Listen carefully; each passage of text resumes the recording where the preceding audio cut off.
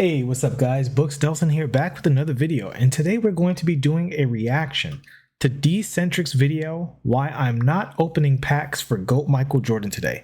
So for those of you who don't know, Dcentric is a pack opener and gameplay guy. He opens packs every Friday, as he will discuss here in the video, and he does a ton of gameplay, serious grinders, and as I've said repeatedly, I have respect for pretty much every My Team content creator. Whether you're a pack opening person or a gameplay person, you're like me, you're informational, or just comedy, you just enjoy playing the game, whatever it is, I have no shade if you're a genuine My Team content creator. If you care about the mode and the people who play the mode, I got no beef with you whatsoever. Now, if you're a grifter who's only doing the mode to make a quick buck and you're not genuinely interested in, I don't support that. And it's just for one reason. It's not even personal. It's because when we speak for a community, we have to actually care about the communities that we are speaking with and speaking for. So say if I have an opportunity to talk to a dev and I'm speaking about the My Team community, I'm in the wrong if I'm not genuinely hoping to improve their experience. If it's just part of my personal grift, I don't think that that's a great way to conduct yourself as a content creator. That's just my opinion and the way I conduct myself.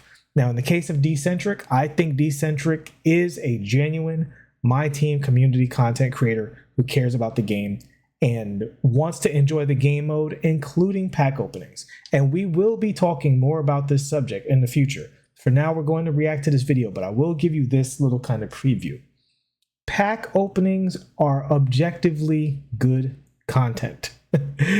There's a reason people love pack openings. And so the pack opening isn't the part that's wrong.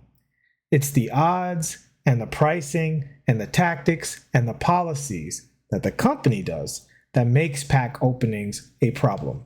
Okay, that having been said, let's get right into the content and click on this video. So first things first, I'm just going to speed this up. This is an 11-minute video. Dcentric talks kind of fast. I might have to slow him down a little bit. Some people talk real slow, and I got to speed him up. Money, $150 worth minimum. All right, we got to slow him down a little bit. Friday. And yeah, this week is obviously different because I refuse to open these Ignite packs. There's one card in the entire set that I want, and it happens to be the GOAT Michael Jordan. The patty base animation on the jumper is gatekept. They only gave it to that one Michael Jordan that's basically impossible to pull. Now, I could rip these packs and I could get him, and I'll still tell you it's not worth it. That's the truth. But let's just be realistic. We're going to open these packs, and we're not going to get the GOAT Michael Jordan. So what are we left with? Well, there's a 100 overall David Robinson. That's cool. There's a 100 overall Michael Jordan, which I wouldn't mind pulling this if he had the patty base. Same thing. The potential for the set came if all of these other Michael Jordans had the patty base on them, which I don't see why that's not available to us when they gave us a Glenn Rice for free. Why does the top Michael Jordan card have to be the GOAT card, right? Why is that one the only one with the patty base? Why can't the badges and the fact that 99 everything, that should be enough for people to want that GOAT card, right? No, you got to also go ahead. Okay, so I want to pop in here and address a couple of things. First of all, pat on the back for the channel right here. We called this before it happened. We knew that those top cards would start getting the releases while the rest of the cards went unchanged. So this now, obviously, it creates a math problem, right? Because imagine if you have 10 quarters and they're all different colors, right? And I say, and you're looking for, you know, a certain number of colors. Say there's 4 yellow quarters and the rest of the quarters are all different colors. Well, the chance of you pulling the yellow quarters are higher, right? But let's say there's 4 yellow quarters and 6 red quarters. Now the chance of you pulling a yellow quarter is lower, right? And that's what's going on with these packs, is the presence of the GOAT cards makes the chance of you getting the cards that you want lower. So in a situation where you don't want the GOAT card, where you don't want these dark matters, the whole collection is basically ruined, especially when the good cards are the 100 overalls, one dark matter out of the collection. I think that's pretty much happened 2 weeks in a row, where 1 or 2 dark matters are the ones you're looking for, and the rest of it, really 3, and the rest of them aren't so great. And then the dark matters here aren't that great, right? I think Michael Jordan's a good card. He's not a great card. We'll talk more about that as the video goes on. But when you don't upgrade these dark matters after we have had cards of this level already, there's a problem, because not only did we get the 100 overall Michael Jordan that admittedly no one would get, we then got a dark matter point guard Michael Jordan that was much more common, right? And so, and even when that card came out, Cat was out of the bag. We knew the card wasn't that good to begin with. So now we're getting that card again. I can't think of any other time in my team where the new collection selling point was that a card from weeks ago is back in the collection exactly as it was before, but now it plays different positions. That is just an objectively horrible idea, particularly in a game mode where there's no reason to have multiples of the same card. The two things that could have helped this is what we talked about earlier today. And it's funny because Dcentric is saying the same thing. If these other cards had good releases, now he's talking about patty base. I don't even think it has to be patty base. I just think it has to be an upgrade from Michael Jordan's base. If there was some reason to want this dark matter Michael Jordan over the previous Michael Jordan, then it would be fine because there's so many of them. The chances of you getting it, going back to the yellow quarters example, it's higher, right? He's really the red quarters in the example. So that chance is higher. The high chance of getting a card that you don't want is just a horrible thing. And even if you're pulling packs, it's not something you want to do. I'm going to let him go forward because there's a lot to talk about throughout this. Go ahead and gatekeep the jumper behind one edition of the card. So every single other Michael Jordan card, in my opinion, and this is just my opinion, I think they're buns. The Michael Jordan jumper, even on very quick, is just atrocious. It's fucking terrible. So okay, I want to address this part real quick.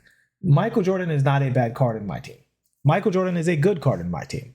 If I was making a tier list of shooting guards, Michael Jordan would be between B plus and A minus, right? So, and I'll do a full tier list later on, but let's say S tier is going to be Glenn Rice and a few others. A plus tier is going to probably be, I don't want to ruin the tier list for the future, but let's just say A tier would be your Jimmy Butlers, right? The guys who are like, is it Kawhi Leonard, Scottie Pippen, guys who are really, really, really good, but not on the level of those top S tier guys. And Michael Jordan would be right in that same area. Maybe it's hard to put him too far below because I can't stress enough. Michael Jordan has fantastic animations, is absolutely perfect as a defender, going to the basket as a dribbler. And even with his, if he has the Pro 2, the ones with the Pro 2 shot, they're excellent cards for those things. What he struggles in is he can't create. It's not that he can't. When he creates off of the dribble for a standing shot or in a catch and shoot situation, he is significantly worse than other cards because the release is slow enough that if you have a card like a Bol or a Wemby or a Kristaps, right? Any of these super tall, super fast cards that can just run all over the court, they can get to that shot and get a contest on the shot, and that just makes him less competitive. It doesn't make him unusable, but if you're sweating unlimited all the time, it makes him way worse. Now, if you're playing triple threat co-op, if you're playing triple threat, if you're playing, a less sweaty opponent, right? A less quality opponent, if you're in the lower end of the middle end of the matchmaking, right? The middle of the matchmaking or the lower end, you're not going to feel it quite as much. But as you get closer to the top of the skill tiers and as you start to improve at the game and your matchmaking becomes more narrow, the difference between Michael Jordan's shot and Jimmy Butler's shot and, Ron Artest's shot, it starts to really show itself, right? And so a character like Glenn Rice, whose shot is just immaculate and super perfect, if you have Glenn starting and then Michael Jordan comes in off the bench, you feel like you just had a very significant downgrade. And Dcentric, as a guy who sweats unlimited literally for just countless hours, it's amazing watching him do it because the game mode for me is not good enough to play that much, but he plays the game mode a whole lot. And for a guy like that, I can understand why he has the reaction that he has. However, in speaking to the entire community, not specifically just people who are only sweating unlimited all the time, I do not think Michael Jordan's a bad card. And if you have any of the free 2 guards I'm not sure if any of them are better than Michael Jordan. And I want to be accurate about where we really think these cards are when we talk about this stuff. Essentially, the whole set is Michael Jordan, Michael Jordan, Michael Jordan, Michael Jordan, 100 overall Michael Jordan. All of those Michael Jordans I just went over, they all have a baited jumper. And then the only one that you would want to pull is this one right here, because he got the patty base. Now, I might be in the minority, I guess, right? Because I'm a casual, knowing that this is the only card I would actually run out of all those MJs. Okay, so Dcentric, brother, you are not a casual. I cannot stand, and this is not against you because it happens all the time, where YouTubers call themselves casuals. Casuals are people who pick up the game on the weekends and not even every weekend, right? I play against people who are casual in the rec, and let me tell you, it's like they're playing on Guitar Hero controllers, all right? Dcentric is a good player, objectively speaking. You look at his record, you look at the people he plays, you look at the people, his style of play. He is an objectively good player. Is he as good as Splash? No, no one is. Is Dcentric going to win 250K if they bring it back? No.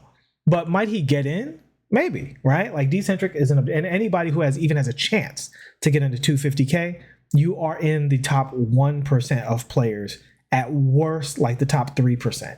So I want to bring that up because there are people who are not in the top 3%. Specifically, 97% of people are not in the top 3% of skill. And if you are not in the top 3% of skill, your concerns for the game and what helps you have a good time are very different.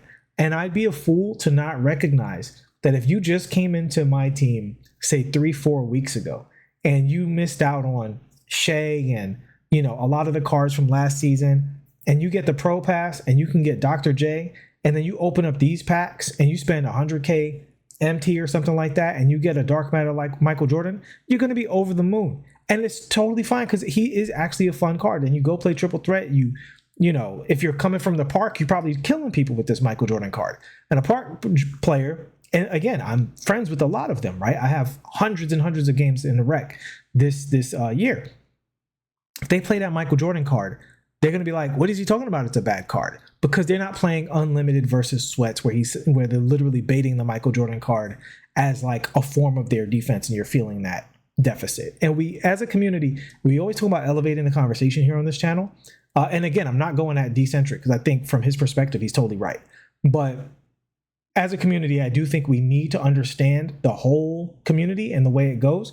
Just because 2K is concerned about the whole community. So when you ask for stuff, you can't just ask for stuff that only affects the 3% of the community. You want to ask for stuff that, from the person who just starts my team all the way to the Sweats, everybody has something. And I think that's the nature of this mode in particular. There needs to be content for offline people, content for seriously competitive people, casually competitive people, for collectors. We want this mode to satisfy everybody to at least some degree, and certainly to a better degree than it is right now. Because he doesn't have a baited jumper. He's the one that you could actually get shots off with. So I refuse to open packs when there's only one card, which is basically impossible to pull, that I would want. David Robinson is cool. Let's be realistic. I'm not going to pull 100 overall. Okay, so he made two great points here. Number one, he's willing to spend money, and we'll get more. He'll talk more about those numbers as the video goes on. But he's saying, here's a bunch of cards I don't want. The cards that I do want, I basically can't even get, right? I know, and this is a guy who pulls a decent amount of money every single week, from his own pockets and from donators during his streams.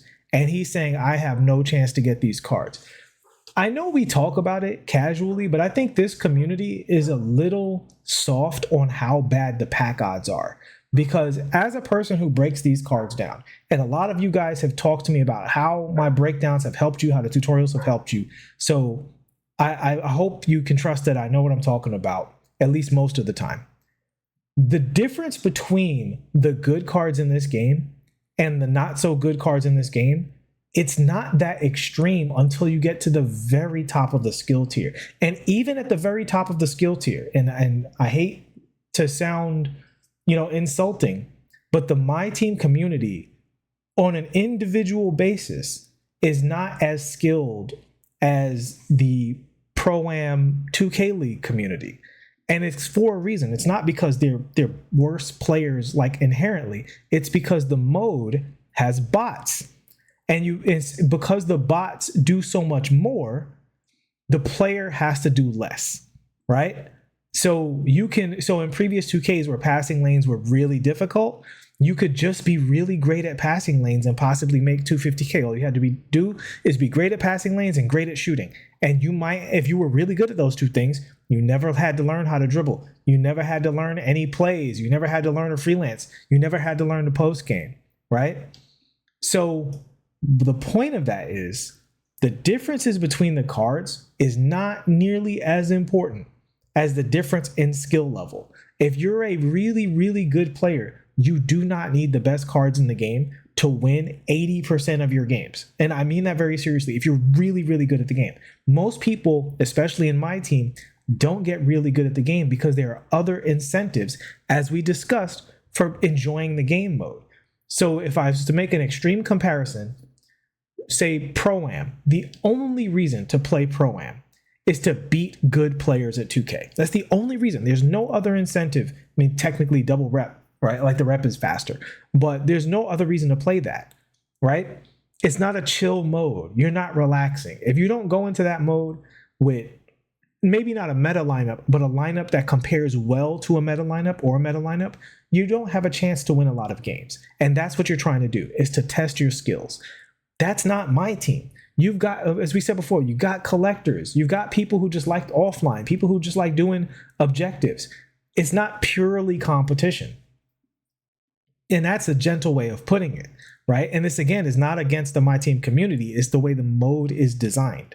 Because sometimes it's the same players from the My Team community to the Pro-Am community, but they just think differently even when they play My Team because of the nature of the game. So for people to not be able to get the cards are literally not worth what people are spending on them compared to the advantage that the cards get, right? Like I said, when I brought up those top shooting guards, I said A tier, S tier, B tier. I didn't say Michael Jordan will be an F tier. He's not an F tier. He has a problem. His jumper's not quite fast enough against really, really great opponents with a really great team.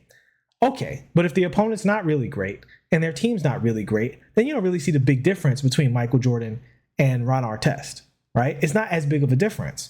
So the fact that he can't get the players that he wants when he spends his money because the pack odds are unreasonably bad. The pack odds are designed to give you a dopamine release because you feel, I'm so crazy lucky. I spent all this money and I got a 100 overall. I did it. And you feel like you accomplished something by beating terrible odds. That's what they're designed for. They're not designed for you to enjoy the game. This other 100 overall MJ, I just don't care for. Blake Griffin. Come on, who's running a Blake Griffin on my team? No one. No one's pulling out to Unlimited with a Blake Griffin. Jaylen Brown. No one is running Jaylen Brown in Unlimited. Lonzo Ball is very decent, but at the same time, let's just keep it a buck here. His Galaxy Opal is already good enough. This one just has more badges. That's it. They have the same jumper. There's nothing new on this besides badges and a couple of more attributes. He's a very minimal upgrade to what his Galaxy Opal is. So it's like, okay, if I pulled Alonzo, I would take it, but it's not a card that I need. Yao Ming. Lonzo's a good card. I think he and I agree. But again, you're talking to a guy who has pulled virtually every card in the game and is only thinking about the very, very best cards. And when I bring up Lonzo Ball, I'm looking at someone who's only gotten free point guards and maybe Shea and has struck out on some of the other elite point guards in the game. And for those people, Lonzo Ball is a monster pull because Lonzo Ball is really, really good at his position offensively and defensively. There's already a 100 overall Yao Ming with way better attributes. This one has a 73 3-ball, and I get it. That's not terrible, but there's a 100 overall card that already dropped a couple of weeks ago. Why would I now spend my money to get this one? You know what I mean? So that's a great point, right? So he's saying, why would I spend my money to, and we're going to go into that more, but the Yao Ming was a 100. Oh, was he a 100? No, he was, what was the Yao Ming? I guess he was 100 overall, right? So the Yao was so super duper rare that for a lot of people, he didn't even exist, right? Let me just double check. What was that first Yao Ming? Yeah, the first Yao was 100 overall. So for most people, that Yao Ming doesn't exist. And when I say most people, I mean 99.9999% of the people do not have Yao Ming. So this more available Yao Ming, again, is an upgrade to a lot of people. And if I was making that center tier list, Yao Ming is probably, even this Yao Ming, even nerfed Yao Ming is probably still in the A tier. Most likely, at worst, A- tier. I'd be surprised if I have Yao lower than that. Now, is he in the S tier with like Wemby? No, I don't think he is. But and we're agreed on that. But let's not act like the previous 100 overall was also a dark matter that you could get. This was a card that was basically impossible to get. I mean, it's almost like we gotta be satisfied with being mediocre is the new wave with 2K, and you're getting the shit later. So I'm getting the Yao Ming that's less than the one that was dropped weeks ago, and that's if I even pull him. And if I do pull him, he doesn't even compete with the shit you already previously dropped. So I'm looking at the. Okay, so he said something super important here, and I know I'm stopping him a lot. So I'm going to rewind this. I'm going to let him repeat it because this is an extraordinarily important point for this community to understand. And it goes back to something that we discussed a few weeks ago. I'm getting the Yao Ming that's less than the one that was dropped weeks ago, and that's if I even pull him. And if I do pull him, he doesn't even compete with the shit you already previously dropped. So I'm looking at the whole set, and I'm just like scratching my head as to like why I would give this company money right now when. Okay, so he said before, it's like being mid is the new way. You know why that is, community and Dcentric? Because of exactly what I told you guys, especially those of you who were here from the beginning. For those of you who weren't, welcome, first of all. Second of all, you can go back and watch those videos when I talked about that Beasley and why the pink diamond Michael Beasley could not be too good. Because if the cards that everybody can get are too good, see, the card has to be good enough to make you want to pull packs, but not so good that it causes power creep. Because once power creep happens, then you're not going to be excited about third, fourth, fifth place, specifically third, fourth, fifth, because in 2K you have starters and you have a bench, right? So I can still be excited about a point guard that's not as good as Shea, as long as the second best point guard doesn't become as good as Shea or better. Once the second best point guard is better than Shea and everybody could get Shea, you cannot put point guards in packs and me be excited about it at all, right? And this is why everything's mid, because they're stalling. 2K is stalling with this content. They're looking at the calendar. They blew their load, pause, and they said, oh, we're going to release all these 100 overalls, and we're going to release these crazy dark matters. We're just going to skip levels, right? We're going to go straight from opals to 100 overalls, right? We went pink diamonds, and everything was cool. It was moving along, and then they went opals, hundreds, dark matters, just like that. We never truly got that 97 to 98 era where we watch the animations slowly come in and the releases slowly come in and the taller cards start to, the positions start to get taller and the point guards have the best animations. They didn't balance this according to making a good video game. They balanced this according to, we need to make this money real quick. And now they're paying for it because we are so power crept that if you don't have patty base, I don't want to hear it. That's where we are at the community at basically every position. I will allow you to not have patty base if you're super tall. But if you're not super tall and you don't have patty base, why am I even looking at this pack drop? That's where we are. Everybody's got the dribble sigs. Everybody's got the stats. Everybody's got the badges. And the only two things that matter now are great bases and height. How do we get here? Because 2K rushed out this content to get people excited to pull packs. In order for the 100 overalls to be enticing, they had to be 2 or 3 or 4 steps ahead of the content that was out. But since those were so rare, the cards that you could get had to be one notch down from the 100 overalls. And there was only going to be about 5 or 6 weeks of that before even the people who were unlucky didn't at least have half their lineup with those really good cards. Your penny, and I'm talking about back in the Opal days. So your Wilts and your pennies and your Ron Artest, that were a severe upgrade over the pink diamonds because their releases were all sped up. So once the Opals came out, having a normal release was done basically, right? And then once the Dark Matters came out, having a normal release, I mean, having a quick release without having a great base is done, right? And they ran past that point to make a buck, and now they're paying for it. This is literally exactly what I said would happen. And the thing that painted them in the corner is they had to have the reward cards available and enticing. So anybody can get a reward card, as he's going to cover here. Excuse me. Anybody can get a reward card. But if the reward cards are too far, going back to what I said, even if you didn't get super lucky with the lock-ins, even if you were only, let's say, at a 40% rate of getting the opals and then later on the dark matters that you wanted, you would not have any interest in the rewards past a certain point, because as time goes on, that starts to stack up and your lineup starts to get better and better. And it goes from you trying to get good cards, period, to you specifically trying to fill a position. And the only thing that will entice you to get a reward card is if the reward card is awesome. And in season 6, they absolutely blew their load on reward cards with Dikembe and Shea and several other great cards in the rewards, right? And including the bold cards. Several of those cards are actually, I'm not the bold, the bold cards. Those cards were also very good. Once they did that, now we're at a point where you have to be better than the reward cards from last season and all of the easy to access dark matters, all of the bum dark matters. You have to be better than that, right? And so they thought that by putting these big names out there, they would get people to pull packs. And I've been saying right from the beginning, it's a terrible idea and it's not going to work, because these big players, unless they all have good releases, we just don't care, because it goes back to what we said from the very first 100 overall. Except for a few of the 100 overalls, most of them weren't actually that good. They were just there for emotional value. That big 100, the big text on the card art was there to make you want to pull it and have the emotional release. It wasn't there because it actually made the gameplay better.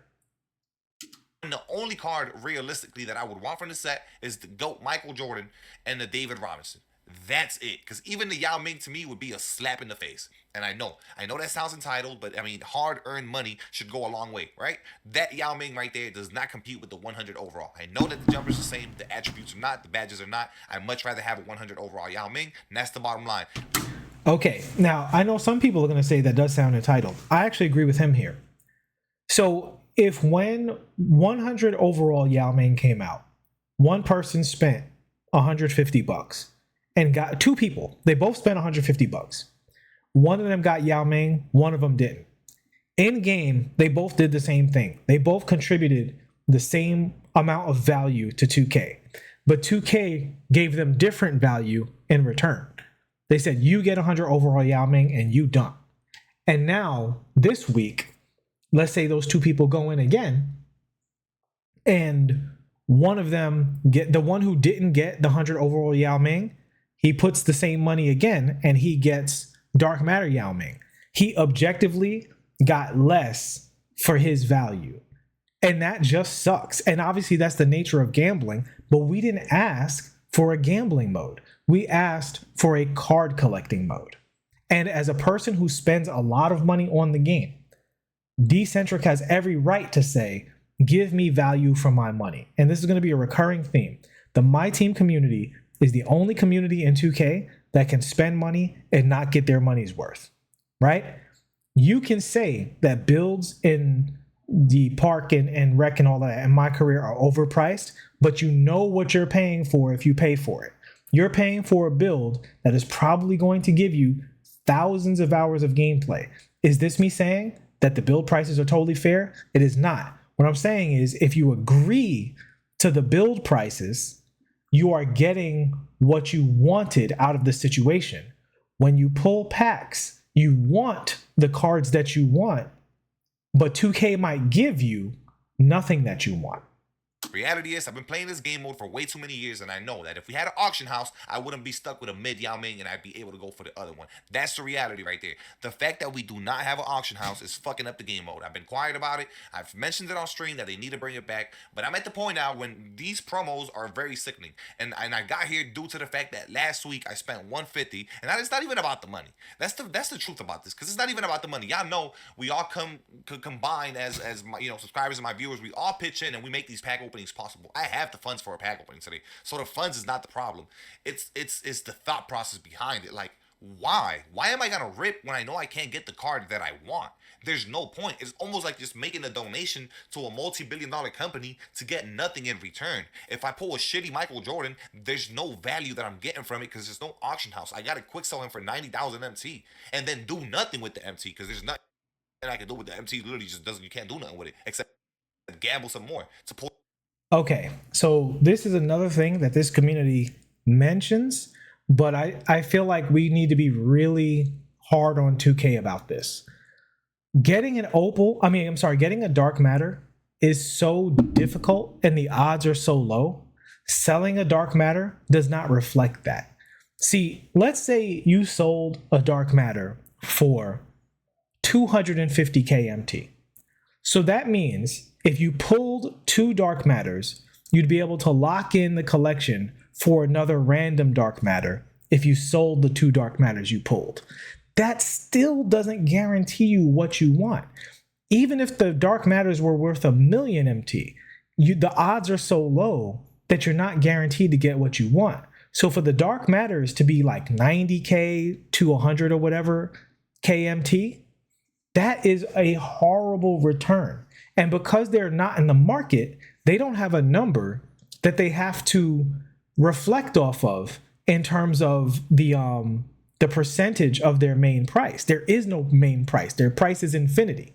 So that's just one of the most horrible things about what they're doing. The fact that even the return on your value, if you're gambling packs, is still super duper low. And it poses no threat to 2K because, again, the odds are just so low.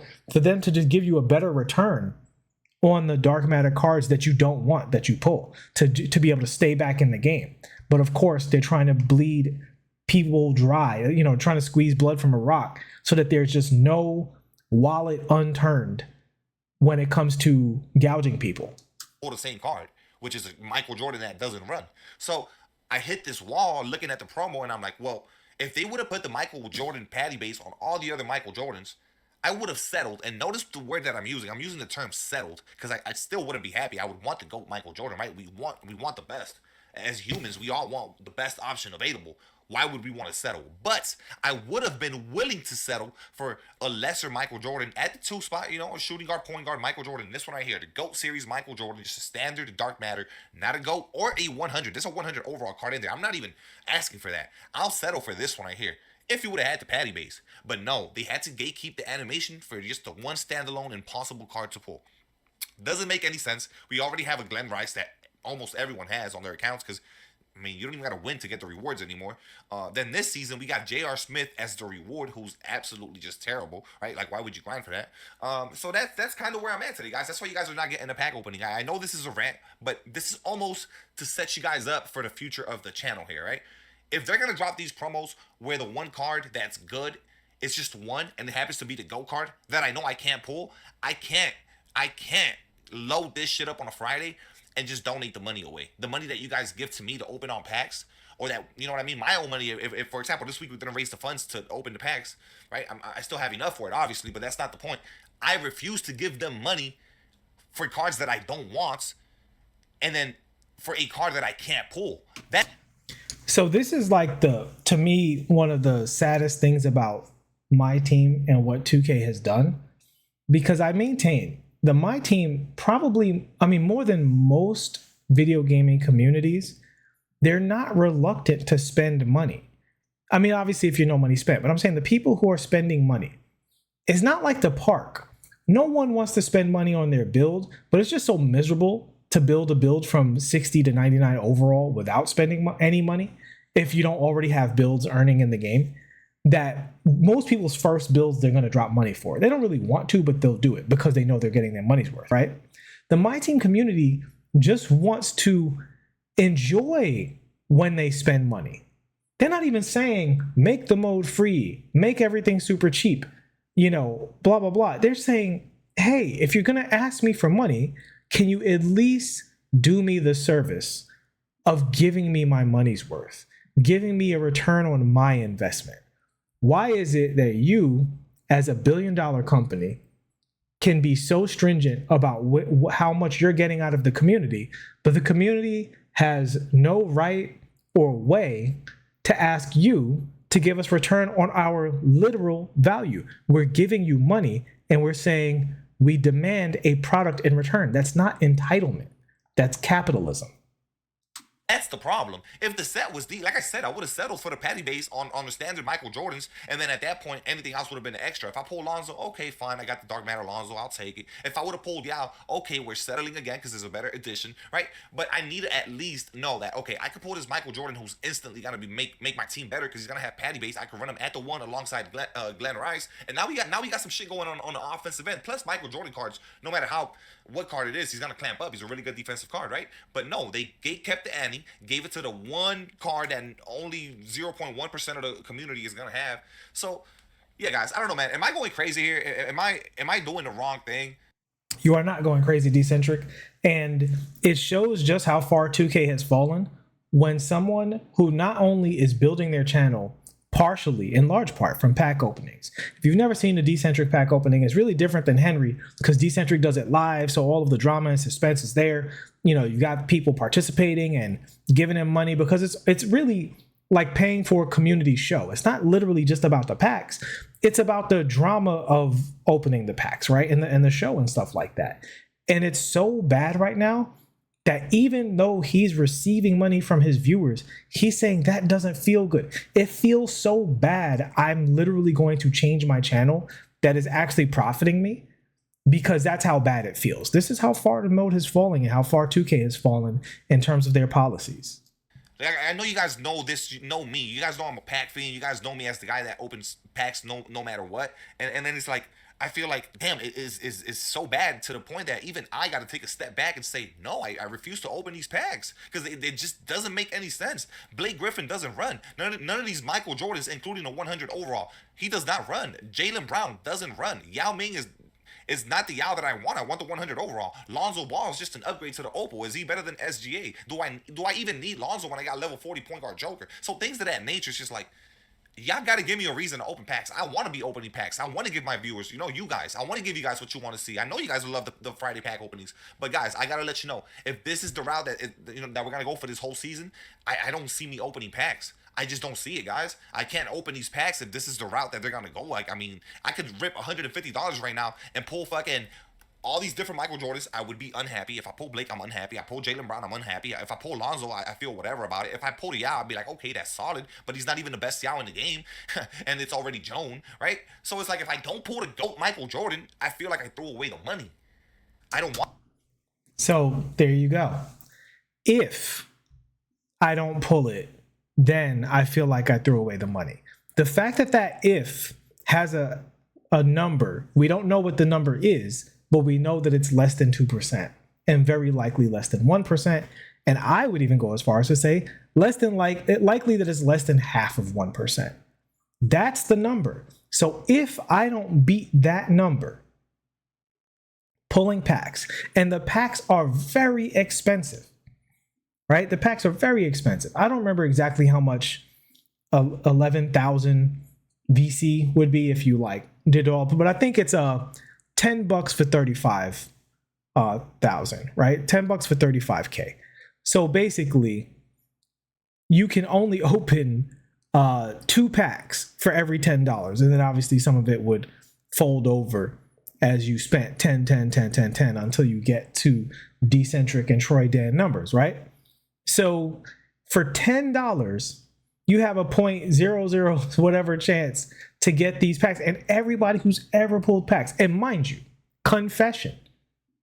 So I was going to lock in I always, try to sneak my way to locking in the collection with spending as little MT as possible. Because I don't play the mode that much that I have a bajillion MT. I play a lot of rec. I play a lot of my team too, but not as much. I'm not like in unlimited all day just stacking MT. So I have to be very smart, and I'm not paying money for this game mode. I pulled one of the Michael Jordans, one of the DM Michael Jordans in my second pack today, right? But I also know that almost never happens. It literally almost never happens. So most people know you're probably not going to see a dark matter on average until you're 15 to 25 packs in. And that's like a good day for a lot of people. You know? Like you out of 2 boxes, 220 boxes, you're probably going to see 1 dark matter. But it's very easy for you to see no dark matters. And I've heard serious horror stories from my viewers. You know? So him saying, if I don't get this 1 card out of all of these cards, I feel like I completely wasted my money, and that doesn't feel good. That's something that 2K at some point has to start listening to and get it to a point where even the people who want to spend their money can say, I enjoyed spending my money. I want that feeling. I don't like that feeling. This is a video game and I'm paying $150 for a promo that costs twice as much as the game. It doesn't make sense. So 2K, man, you guys need to do better. Stop gatekeeping animations in June. Like May 31st, and we're just loading up a bunch of shitty Jordans. We already have a bunch of shit Jordans anyways. What are y'all doing, right? Do y'all not agree? Go in the comments and let me know. I mean, is it not bad that even the 100 overall Jordan couldn't get patty base? Man, Lord knows, I hope that they change this, because I just don't think it's right for these Jordans to be ass like this. No way. And it's so sickening, right? Because you know that they know what they're doing. They clearly gave the patty base to the 1 unpullable card. Like, so they know what the fuck they're doing. And it's so grimy that even the 100 doesn't get that fucking Annie. Anyways. So and he's pretty much going to wrap it up here. But that is the thing I've been saying from the beginning. You can tell when 2K knows what they're doing by where they put the good stuff in the game, how they price the good stuff in the game.